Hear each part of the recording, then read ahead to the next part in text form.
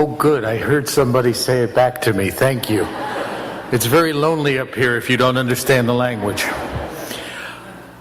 I give thanks to God for the opportunity to be here with you this morning and for Pastor Doe's invitation. Thank you, Pastor. To come and speak to you about A Future with Hope, the Sandy rebuilding effort of the New Jersey Conference of the United Methodist Church.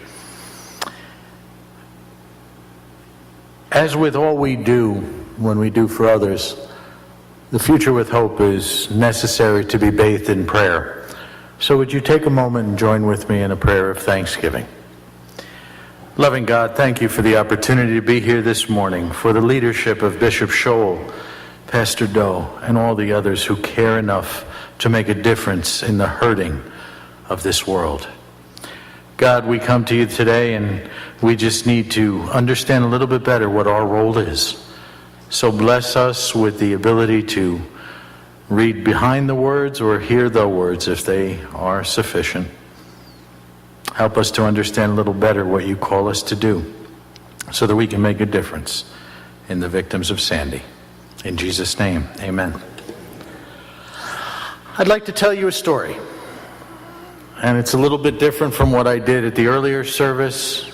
So I'm going to have Pastor rework what he heard me say before.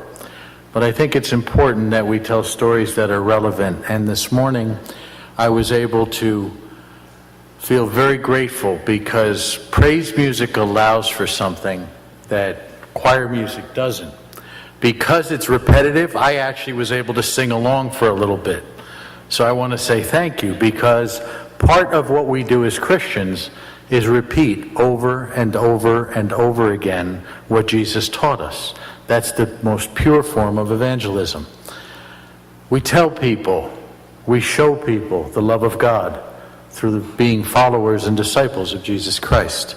And I want to share with you two miracle stories that occurred over the last few years, because we've been into this almost for 2 years now. And part of the miracle story occurred a few hundred yards away in Aldersgate Church. We were working in Highlands, New Jersey, in a woman's home who came into the closed Highlands Church, which is now a host site. And Judy walked in tears. Judy is a woman about 65 years old who was involved in a serious bus accident. Could not do the work herself, but tried very hard, worked minimal jobs, did not have a lot of savings, hired a contractor with the money that she received from FEMA and the little bit she got from her insurance, and the contractor took advantage of her, so she did not have the money to complete her home, and she needed help. So she came in tears. She said, I need to sleep somewhere because we have no place. We don't have any rental, we don't have any funds. We need something. We walked in and the house was in very, very poor shape. Her son that worked in Florida being a bridge builder had come up and done the best he can, but he also had a family back in Florida. Judy came in and we said we have to help her. She met the income criteria. Our case management team took care of making sure that she fit. We began work the following week, and praise God, 5 weeks later, she was home. You can say amen louder. That was because we had the gifts of people called Methodist and others to be able to work with. 5 weeks later, Judy was home. 5 weeks later, she could begin the process of healing after Sandy.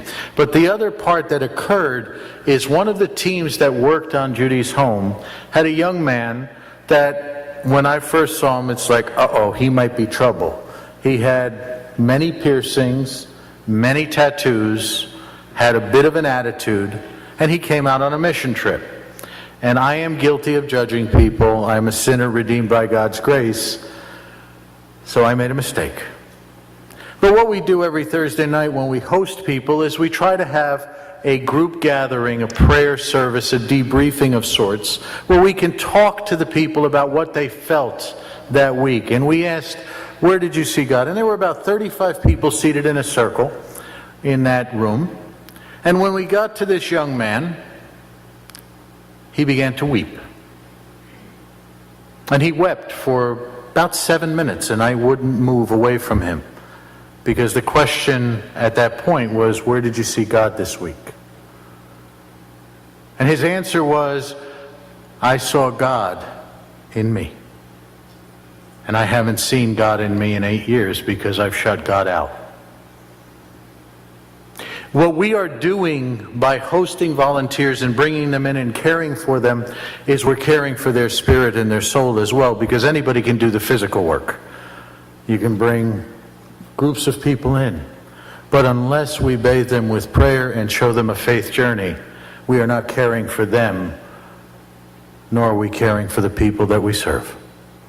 This young man redeveloped his relationship with Jesus Christ by working with a hammer and drywall. He redeveloped his relationship with God by watching the example of the other 35 people that were around him, and God touched his heart. We have 5 components in A Future with Hope that are very important, but these stories illustrate just a little bit of it. We have the spiritual care component. Judy still calls me to pray with her. Sorry. She knows that God touched her life, and she knows that without that she would not be home, she would not be blessed in the way that she has been. So she calls for that. For no other reason. She's not asking for any other help, just to have a prayer. Our case management makes sure that we are good stewards of that which God provides us. It allows us the opportunity to check with insurance companies, check with the government, check with grant programs to make sure that the people need the funds that we're collecting and cannot self-recover, because our goal is to help the low income, the handicapped, the elderly, and unfortunately, because of the state of society, we've also begun to help the vulnerable, the people that have been taken advantage of by unscrupulous contractors. We deal with volunteer recruitment and care. Recruitment is worldwide. We had people from the General Board of Discipleship come out. We had people from various other places come out. I believe we've covered 42 states, and we've had several thousand volunteers come through.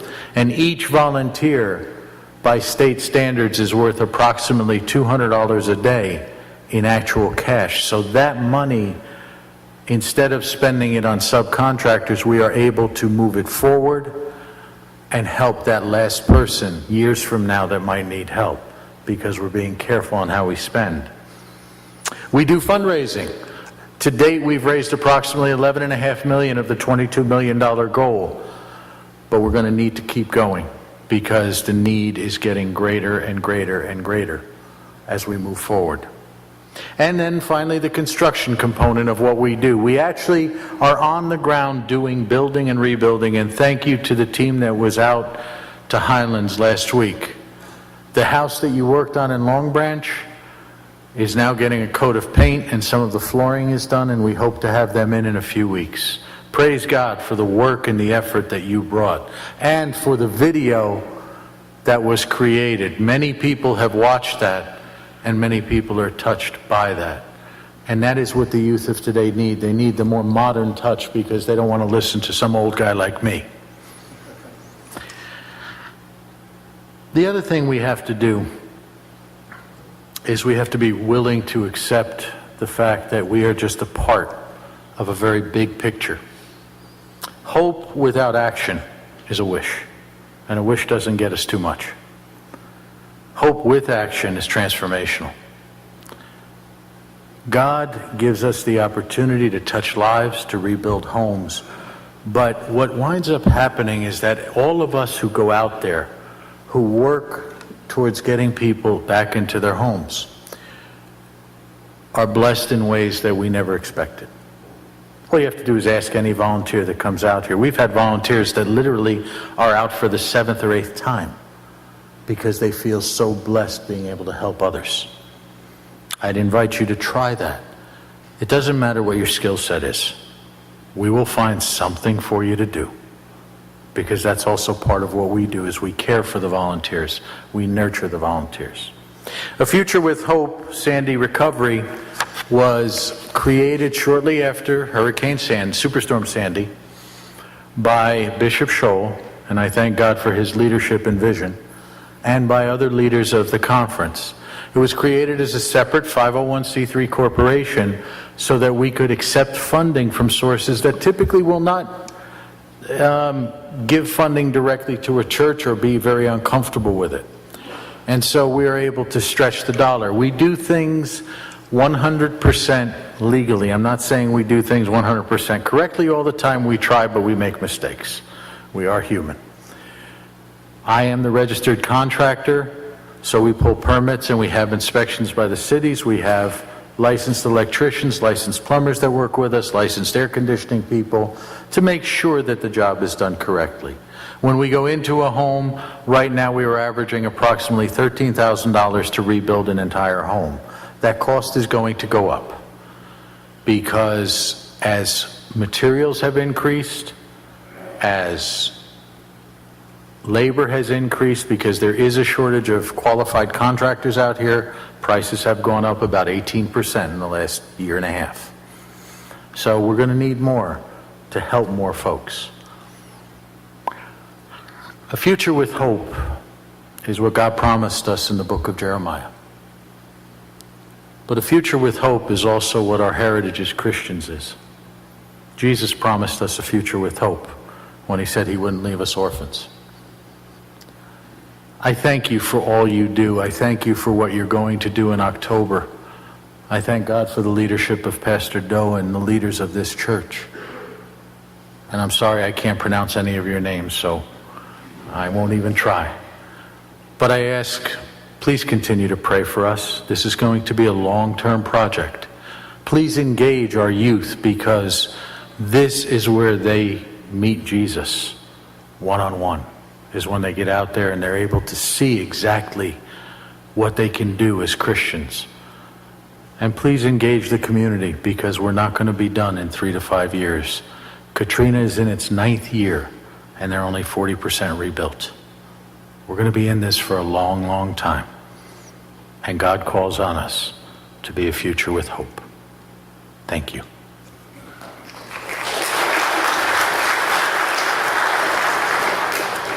여러분이 다 알아들으셨겠지만 제가 얼마나 잘 알아듣는지를 여러분이 한번 테스트해 보시기 바랍니다. 퓨처 위프라고 호프라고 하는 단체는 우리 연회에서 만든 단체고, 우리 쇼 감독님께서 시작하셔서 같이 연회에서 만든 단체입니다. 5개 정도의 일이 있는데요. 첫째는 영적으로 돌보는 일을 합니다. 아까 얘기한 것처럼 주디라고 하는 여인, 피마하고 보험에서 돈을 많이 받았는데 컨스트럭터를 잘못 만나서 그 돈을 다 잃게 되었고, 이분을 확인을 하고 연회에서 도와줬고요. 5주 뒤에 그 집을 갖게 됐고, 그분이 정말 은혜 가운데에서 그렇게 살고 있고 계속해서 기도를 부탁한다고 하는 얘기를 하고 있습니다. 뿐만 아니라 발런티어들, 자원자들이 와서 일을 많이 하면서 전혀 발런티어 할 것 같지 않는 트러블이 있는 것 같은 친구가 거기서 섬기고 거기서 예배를 드리면서 하나님을 만나고 하나님을 영접하게 되는 그러한 일이 있었다고 합니다. 이러한 영적 돌보는 일이 첫 번째고요. 두 번째는 케이스 매니지먼트라고 해서요. 그 케이스들을 보고 돈 있는 사람들, 뭐 이런 사람들을 돌보는 게 아니라 인슈런스나 피마에서 도와주지 못하고 있는 분들이 아직도 굉장히 많이 계시다고 그래요. 그런 사람들을 아이덴티파이해서 알아가지고 도와주는 일을 하고 있고, 세 번째로는 자원자들을 많이 돌보고 있다고 합니다. 자원자들은 42개 주에서 온다고 하고 있습니다. 그래서 한 1년에 한 5,000명씩, 지금 2년 차인데요. 그렇게 오고 있다고 합니다. 참고로 말씀드리면 한 72개의 집을 완성을 했다고 합니다. 또 펀드레이징을 하고 있다고 합니다. 지금 2,200만 불을 목표로 이 단체가 수고하고 있는데 한 1,100만 불 정도를 외부 뭐 레드크로스나 피마나 준 돈들이 있습니다. 그게 이제 한 1,100만 불 이렇게 우리가 헌금한 것도 있고요. 참고로 말씀드리면 저희 교회에서 코리안 페스티벌 때 모은 헌금도 여기에 들어가게 되겠습니다. 또 이 마지막으로 당연히 해야 될 일이겠지만 직접 집을 지어주는 컨스트럭션을 감당하고 있다고 합니다. 이 하나 집을 회복하려면 평균 한 13,000불 정도가 든다고 하네요. 그래서 이거를 위해서 이렇게 수고하고 있는데 이게 계속 올라간다고 하고 있습니다. 하시면서 제가 굉장히 인상 깊게 들은 얘기는요. 카트리나가 9년 전에 일어났는데 많이 도와준다고 했지만 그 예전의 집에 비해서 40%밖에 복구가 안 됐다고 그럽니다.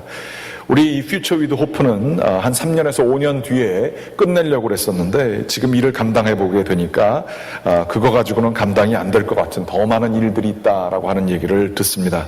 우리 교회도 여기 이제 참여하게 됐고요. 우리 루 목사님 이렇게 오셔서 지금 이 단체에서 이렇게 하고 있는 것을 말씀해 주셔서 감사합니다. 제가 번역 좀 많이 빼먹었지만 그런 대로 했지요. 여러분께서 받아주시기 바랍니다. 이제 저희들 정성스러운 마음으로 주님께 봉헌하도록